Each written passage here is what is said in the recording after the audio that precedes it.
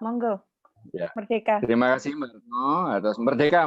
Terima kasih atas waktunya. Selamat malam Bapak Ibu semua, Bapak Anwar Sanusi yang saya hormati dan dua teman narasumber yang lain, Mas Hendro dan Mas C yang saya hormati. Saya agak tergelitik dengan tema yang diangkat pada diskusi kita kali ini, yaitu kopi dan kemerdekaan. Dan saya mau menyitir ungkapan dari pengarang atau filsuf dari Perancis kalau tidak salah, Albert Camus, bahwa kemerdekaan itu bukanlah sesuatu yang istimewa atau hak yang istimewa, tetapi kemerdekaan itu adalah kewajiban. Nah, saya ingin meneladani kata-kata Albert Camus itu, bahwa kemerdekaan itu adalah kewajiban. Kewajiban kita sebagai manusia, kewajiban kita sebagai warga negara. Dalam hal ini tentu saja sebagai warga negara untuk mengisi kemerdekaan. Nah, terkait dengan kopi, seperti yang dikatakan oleh Mbak Retno dan Pak Anwar Sanusi tadi ya, kenapa kopi dibilang belum merdeka? Saya kasih contoh yang kecil aja, yang sederhana aja. Kita punya begitu banyak varian kopi ya, terutama kopi Arabica ya. Ada kopi Toraja, kopi Aceh, kopi Gayo, dan sebagainya. Mungkin kita yang paling banyak punya varian kopi di dunia.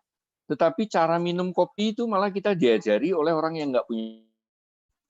Orang Itali kan, orang Itali mana punya kopi, tapi mereka malah ngajarin kita minum kopi. Kopi espresso, kopi apalah, macam-macam sebagainya. Nah, makanya saya sangat menghargai, kalau tidak salah tahun lalu, Kementerian Pariwisata itu mengadakan kontes kopi tubruk. Nah, kopi tubruk itu kan sangat khas Indonesia. Sangat khas Indonesia, itu pernah diadakan oleh Kementerian Pariwisata. Itu saya sangat mengapresiasi. Nah, tentang teknis-teknis kopi itu mungkin nanti Mas Hendro dan Mas Jay yang akan banyak bercerita, karena jujur saja saya tidak begitu mahir lah urusan-urusan tersebut. Saya ingin berbicara tentang nilai-nilai yang ada di balik kopi yang saya gawangi, yaitu kopi Blue Tamblingan. Jadi kopi Blue Tamblingan ini berawal dari kekhawatiran akan dua hal. Yang pertama yaitu seperti tema kita kali ini, petani itu tidak merdeka. Petani itu tidak merdeka dalam hal tidak merdeka dalam menentukan apa komoditas yang dia tanam, kemudian tidak merdeka dalam menentukan harga karena harga ditentukan oleh bukan mereka, bukan petani. Kemudian keprihatinan kedua adalah masalah lingkungan. Masalah lingkungan itu terjadi, jadi di daerah kami itu belakangan terjadi karena pola budidaya yang berubah. Dari tanaman keras yaitu kopi, tadinya yang kebanyakan kopi, kemudian bergeser menjadi tanaman sayur dan tanaman bunga dan sebagainya, dan itu banyak menggunakan pupuk kimia, pestisida kimia dan sebagainya, sehingga dampak lingkungannya sangat luar biasa bagi daerah kami, yang sebelumnya tidak pernah terjadi, yaitu terjadi longsor, kemudian terjadi sedimentasi, kemudian terjadi tingkat polutan yang cukup tinggi terhadap air di sekitar kami. Padahal daerah kami itu adalah daerah penyangga atau bagian dari daerah cagar alam Batu Karu yang memenuhi kebutuhan sepertiga airnya Bali. Nah, itulah yang mengawali keprihatinan kami, sehingga kami ingin melakukan sesuatu seperti yang saya katakan di awal itu, kemerdekaan itu adalah kewajiban ya. Kalau kita mengajak petani kembali menanam kopi atau memelihara kopinya, tentu saja itu mereka tidak mau. Karena secara ekonomi kan kopi itu kalah nilainya dengan sayur, dan juga dengan bunga-bungaan yang mereka tanam.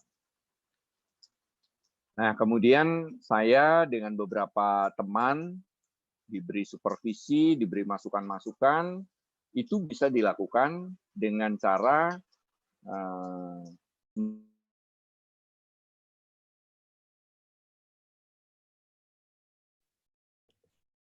Bli, suaranya hilang, Bli. ya, halo ya. Dibuat sebagai specialty kopi. Specialty kopi, tapi dengan syarat dan ketentuan berlaku bagi para petani.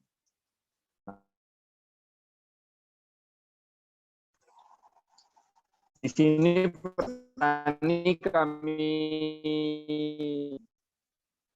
ajarkan untuk bertani secara organik, mengolah atau diolah secara organik. Petik pilih, kemudian dilakukan sortasi dan sebagainya secara benar, dan kopi yang dipetik pilih oleh petani itu kita beli dengan harga mahal, sehingga secara ekonomi kopi yang dihasilkan di 4 tahun yang lalu itu bisa bersaing dengan produk-produk sayur maupun bunga yang ditanam sebelumnya. Nah, itu sudah kami lakukan sejak 4 tahun yang lalu, dan syukur alhamdulillah setiap tahun mengalami perkembangan, sehingga semakin banyak petani yang mau bergabung menanam kopi kembali atau setidaknya memelihara kembali kebun kopi yang mereka punya. Nah, ini sebetulnya karena saya tadi berbicara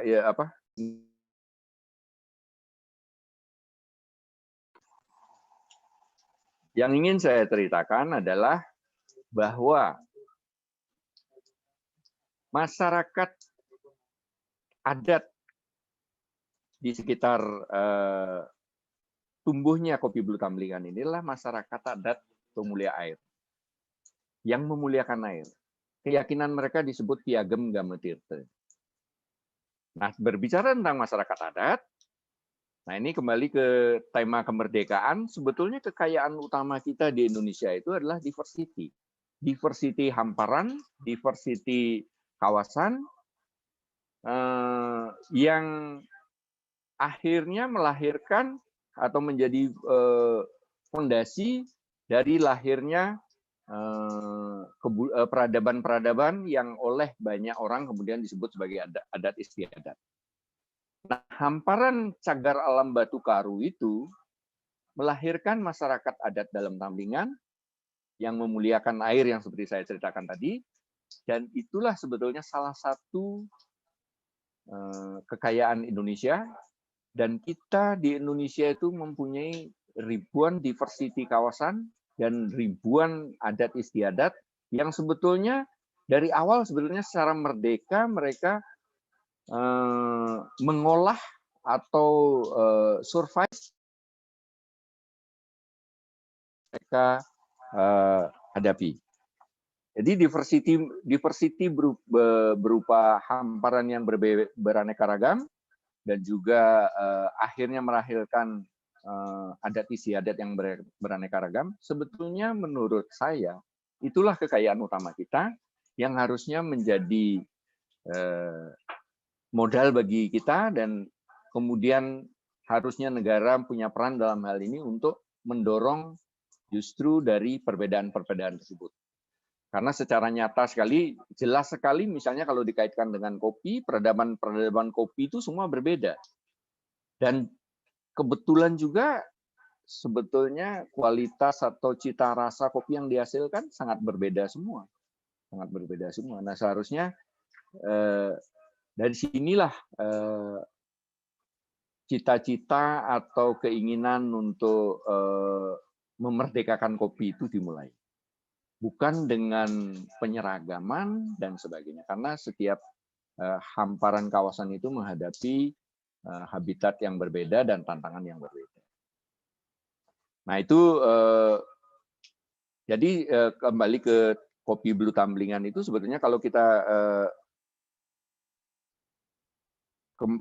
kita bawa ke topik yang sekarang ini, Tamlingan itu kita bawa ke Pancasila ya, ke Pancasila, agak serem nih ngomongnya sedikit itu. Sebetulnya sudah memenuhi beberapa unsur malah gitu. Jadi spiritualitas, karena itu masyarakat adat yang bertani secara secara tradisional, kemudian dan kita tahu bahwa petani-petani Bali itu selalu mengaitkan kegiatan bertaninya dengan hal-hal yang spiritual, karena itu untuk memberi rasa hormat atau memberi respek kepada hal-hal yang mereka tidak tahu.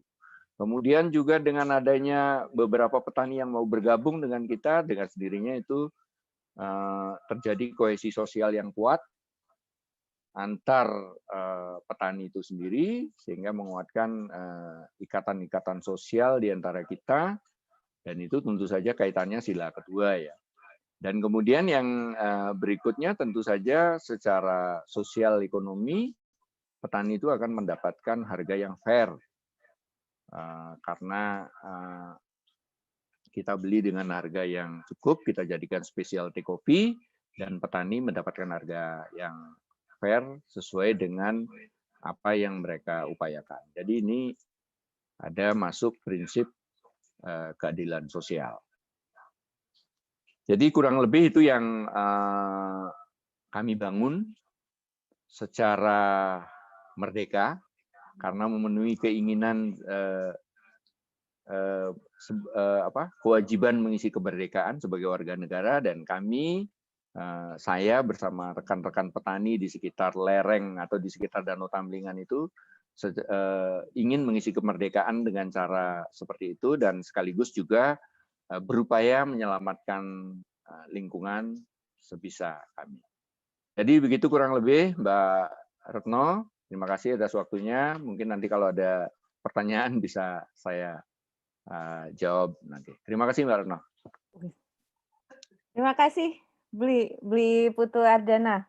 Luar biasa, menarik sekali kontribusi dari salah satu alumni UGM